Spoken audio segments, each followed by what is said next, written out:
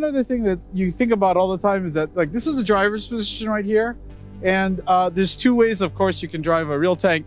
Either you're going to be, you know, unbuttoned, in which case basically the hatch is open and the driver is actually looking out the tank, and then of course buttoned up, where you're now looking through some kind of optics. You might say, well, why this distinction? Well, first of all, your situational awareness when you're buttoned up is whatever optics you have, and you might have a periscope. You might have a periscope with a lot of view, but if you think about it, it's still a very limited view of the environment around you. And so you might be able to see clearly what's in front of you, but you may not be able to see clearly on the side. This is why situational awareness is so important. And, you know, like if you look at the commander's couple up there, you'll actually see that a lot of these more modern tanks actually have a 360 view, you know, viewports in every direction, but still it's hard to see. So you'll see that if they're driving in non-combat conditions or the crew feels safe enough, they will drive unbuttoned so that they can keep a view around. Now, the most modern tanks, of course, the very modern tanks now have a lot more sensor systems and the ability to see outside without having the commander exposed. And obviously, if you're operating in a nuclear, biological, or chemical environment, you need to be buttoned up all the time because you have an overpressure system that's keeping whatever toxins that are affecting troops outside out of the tank. You can see, you know, these are the road wheels, obviously, and this is the return wheels, and then this is the suspension system. Now, there are a lot of different ways to do suspension on the tank. The critical factor here is that you're trying to increase your off-road capabilities, so the amount of play that you have and the amount of ground clearance you have between the bottom of the tank and your road wheel line is really critical in terms of how much of an obstacle you can clear. So it's really cool because every time you look at different tanks, they all have different ways of doing it. Of course, most tanks nowadays use torsion bar, but you know, there were a lot of different, you know, especially in World War II, you saw a lot of different suspension systems, everything from Christie, the bogie suspension system, and of course, you know, then you also had like torsion bar suspension.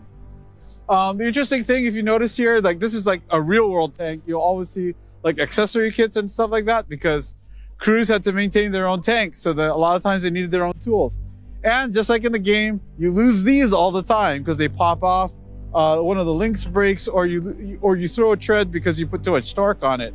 When that happens, of course, the crew has to put this back on. And if you notice, this is under tension. It's under a lot of tension. So what happens is that they actually have to replace this, and then they have to retension the whole system.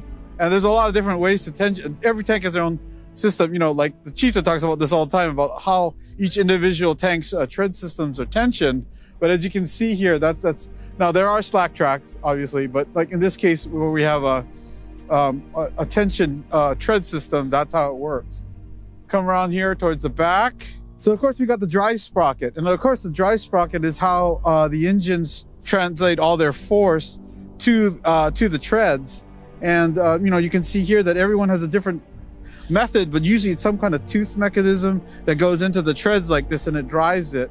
And they tend to put this stuff on the back, obviously, so that you have the protection of the rest of the tank so that you're not taking out your engine. Now, some countries do put their engine in front, thinking that the important thing is to keep your crew compartment alive. So it's okay to lose mobility as long as the crew is protected. Now, that rationale varies. I think most modern tanks now put them in the rear.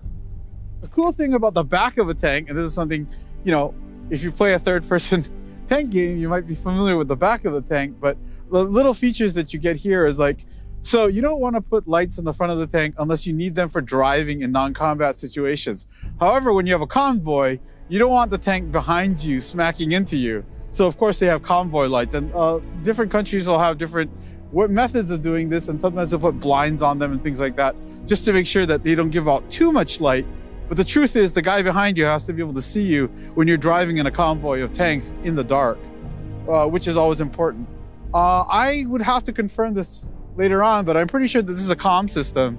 So what happens is that, you know, in real combat, usually it's an integration between the infantry on the ground and the tank, and there's no easy way to communicate with the folks in the tank. So usually there'll be some kind of comm system in the back. I mean, I think even with more modern tanks, they've moved a little bit away from this paradigm, but my understanding is that even the most modern tanks still have some form of comm system so that people the infantry who are covering the tank have a way to communicate with the crew inside.